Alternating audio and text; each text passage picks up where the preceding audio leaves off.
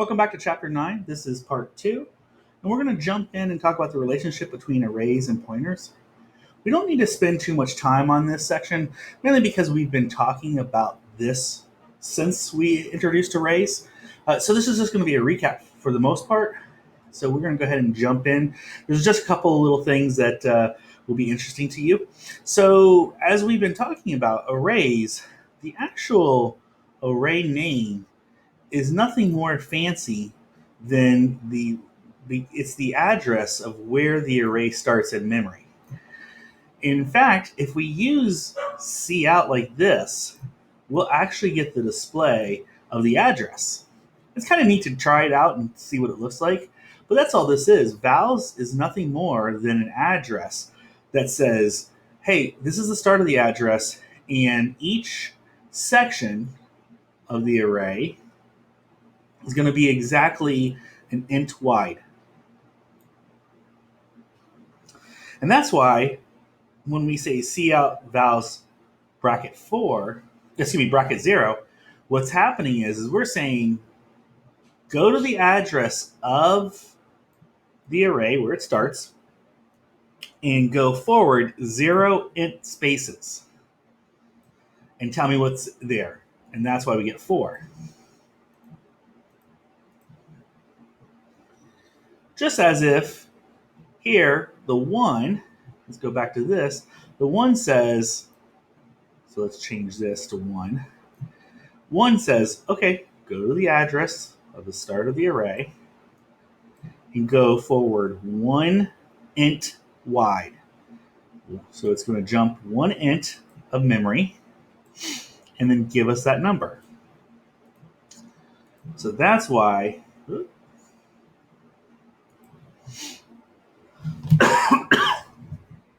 excuse me. That's why this is giving us 7.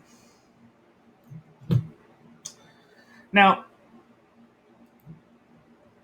with that being said, a couple little things to note, and that is if you use the dereferencing value operator, the star, and remember this also is the pointer operator, but in this case we're using it as a dereferencing operator.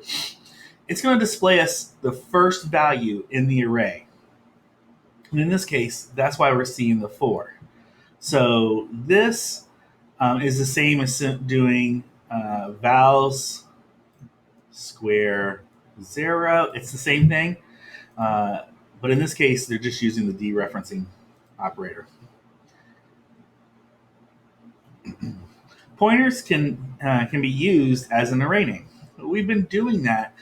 In fact, what's happening here is because we are saying that this is the address of an int, and we're supplying it an int array, it's smart enough to know that this is now going to point to the same starting spot as vals. So if we were to do this cout like this, but now we did it on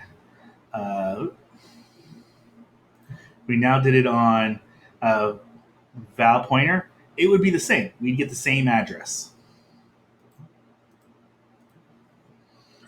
Because in this case, we're using it as a pointer operator, and so we're saying that what we're about to put into this val pointer is an address, and because vals is already an address because it's an int array, it's going to pass that address and put it into that val pointer. Here's a nifty little example of this. Again, take note though that this array is of shorts. So we're going to put 10, 20, 30, 40, 50 into a short variables within the numbers array. And again, because we are using the dereferencing operator, it just knows, it's smart enough to go, okay, well, since the address points to 10, go ahead and give me 10. Now, interestingly enough, just so everyone knows, this is not very normal. I don't see this that often in the field. In fact, I can't remember the last time I saw it in the field. Normally, they would just say numbers bracket 0. That just tends to make the most sense. In fact, if you were to do this out in code for an organization, they may question this because it's just not very readable.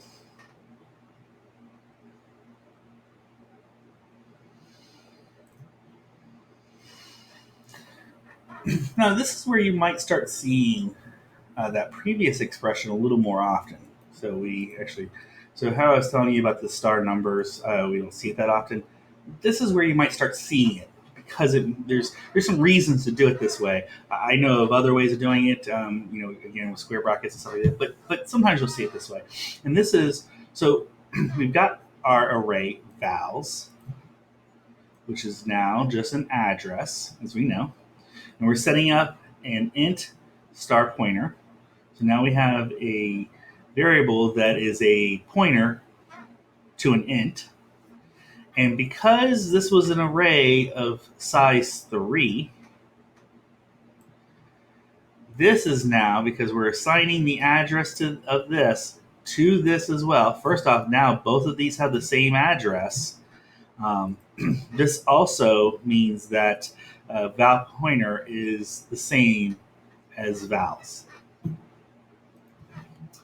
So what is then now val pointer plus 1? Well, if you put the pointer out front, what it's going to do is it's going to say val pointer plus 1 of whatever type of array is being stored. So in this case, it's 1 times the size of an int. In other words, what's happening here is this is another way of saying val pointer bracket 1. Same thing. It's just slightly different and can be used as an expression. And again, there are some reasons why in code you may find that this is more usable. But the next example is just now 2 times the size of an int, which is going to show us that third item in the array. And you do have to put these, by the way, in parentheses with the star out front for it to understand what you're trying to do here.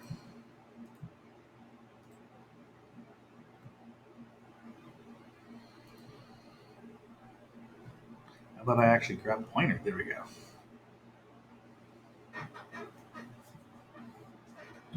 So this slide is just explaining what we've been talking about, which is that you can get to the elements of an array in multiple fashions.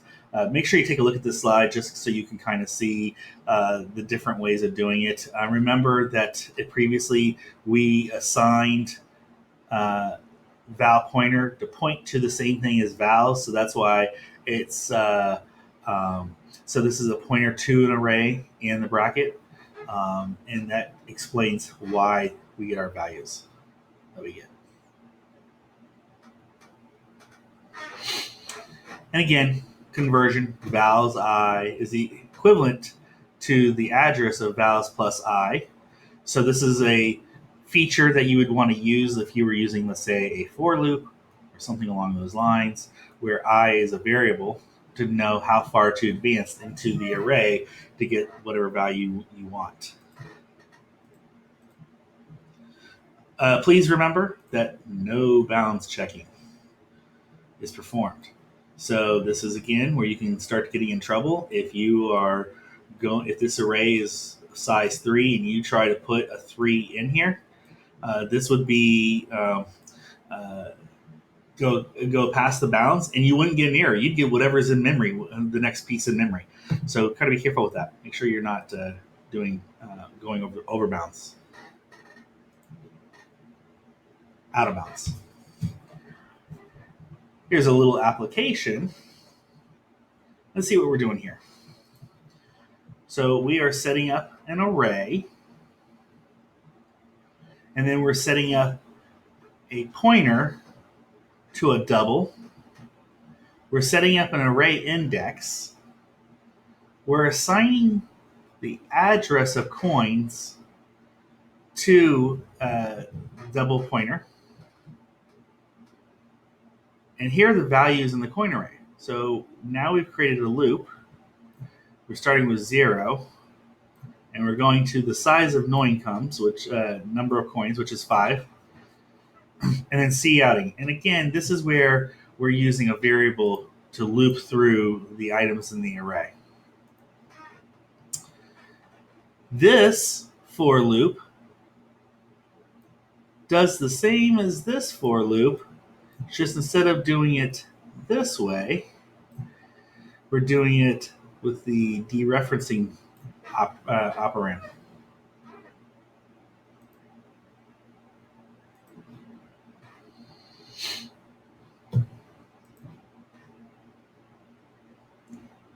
Pointer arithmetic.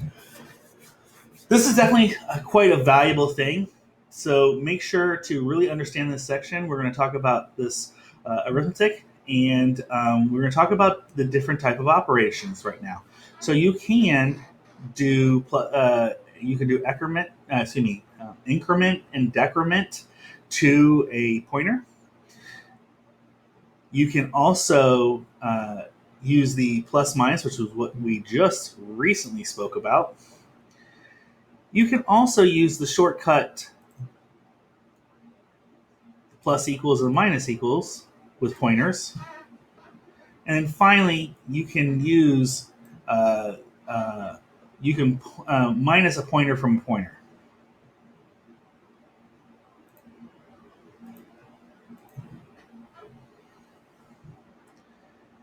Here's a little program that shows you the different pieces to this. And again, this is now what you're seeing here is we're going to do a loop from count to size, from 0 to size. We're going to continue to output the item that's at the pointer, wherever this is pointing to.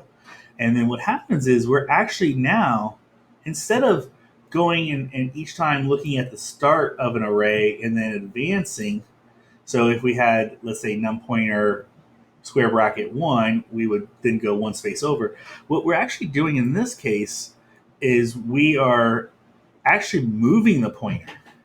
So now, when we hit this line, we are actually making this pointer now advance by 1, and I think this is an int. Yep. So this plus plus is making this pointer go ahead. Instead of pointing here now, it's now pointing here. It's 1 past where it was pointing, and it's 1 int past where it was pointing.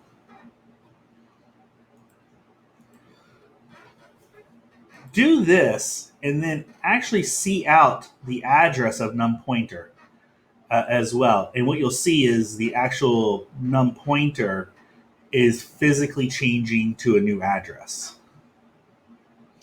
This version of the for loop goes backwards.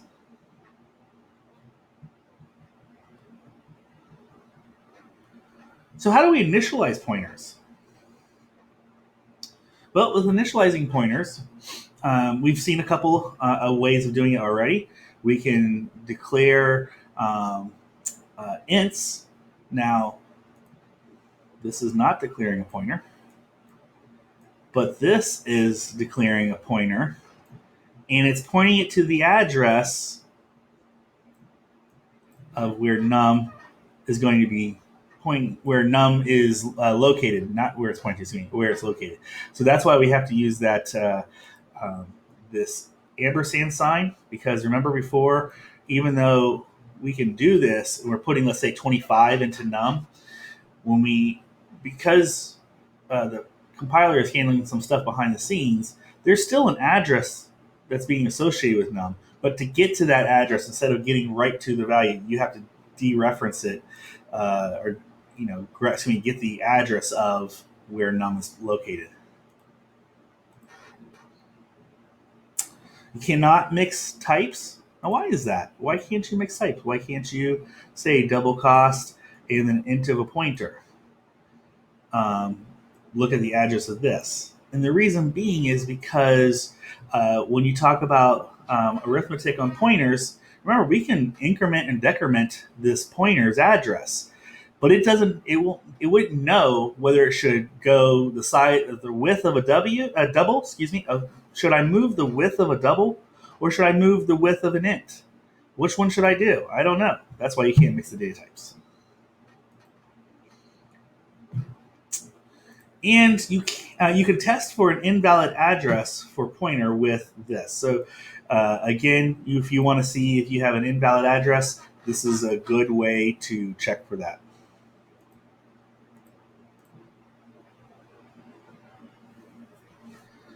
We can also compare pointers. So we can do the same thing as rational operators. We can do the greater than sign, less than sign, as well as less than and equal. We can also compare to see if the addresses are the same.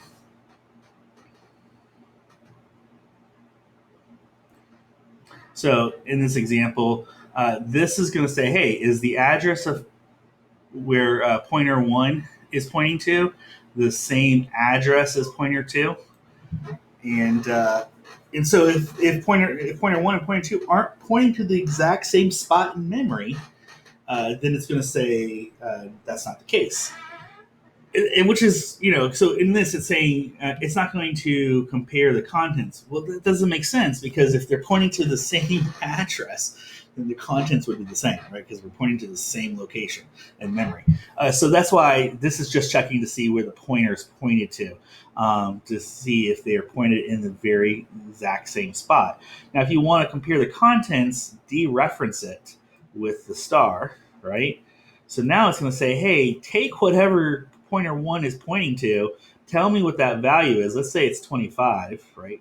Because previously we put 25 into the locate. We put it actually in memory at this location. And on pointer 2, we also had put 25. Then this would be true.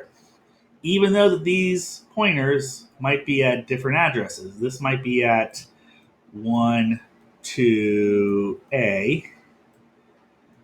And this might be at 1 for C. But in these different spaces of memory,